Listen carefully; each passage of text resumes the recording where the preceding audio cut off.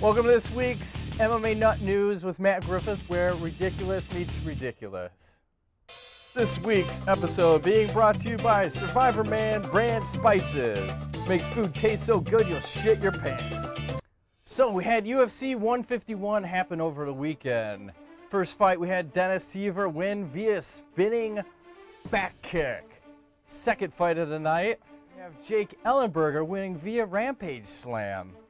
And finally, in the most impressive win we've ever seen, we have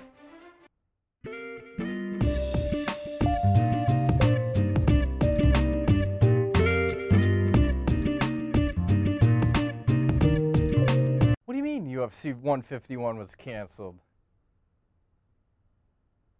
3-day weekend! Woo!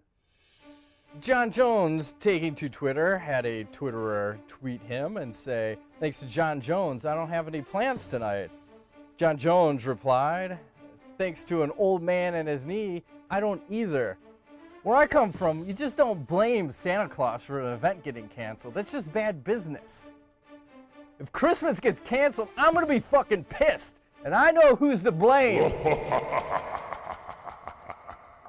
So we had Tim Sylvia versus Andrei Arlovski 4 with a soccer kick, and let me just say this. They looked pretty even of a fight. The first round, I thought Tim Sylvia had it, and then going into the second round, might have been a little winded. Andrei Arlovski starts turning it on, lands a good combo, drops Tim Sylvia, then follows it up with 2 soccer kicks. Ooh, is it a go? Is it a no-go? I don't know.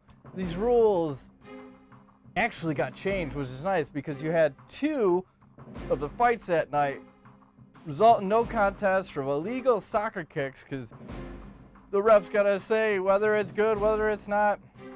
It seems stupid as fuck now, looking back, but you know what we have going forward? Pride rules! Soccer kicks to the head anytime when you want to let them fly. And you know what, I also wonder too, if during this fight, if you had Sylvia saying something, "I'm gonna take a dive. I'll see you at Andrei Arlovski, Tim Sylvia, number 5. Ole, ole, ole, ole, not gay, not gay. So Frankie Edgar drops down to 145. He's gonna challenge Jose Aldo at UFC 153. Aldo, out on his motor pickle the other day, gets hit by a fucking car. He doesn't care. He's tough as fuck. He's not hurt. He's still gonna fight.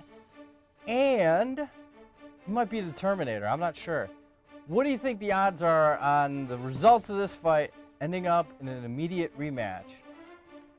Frank Mir versus Daniel Cormier will be headlining Strikeforce card on November 3rd in Oklahoma City. Someone said you can't tap the Frank Mir. You have to scream. So my question to everyone out there is, if you were fighting Frank Mir, what the hell would you scream to get him to stop breaking your fucking limb? Post that in the comments below. Best post will be on the next episode.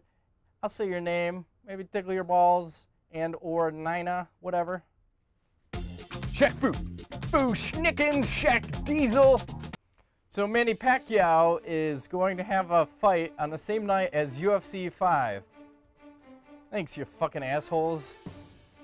Like, we need more competition. And what's with Dana White throwing out this possible super fight between Brock Lesnar and Fedor? Is this a fight people even want to see anymore? I think it was 3 years ago when we first talked about this, and you had a fucking Russian mafia trying to negotiate with Dana White, this and that. It never happened. I don't think it's going to, or will it? Seems like a curious matchup. I like Fedor in this one. That's been this week's edition of MMA Nut News with Matt Griffith, and remember, thanks for playing.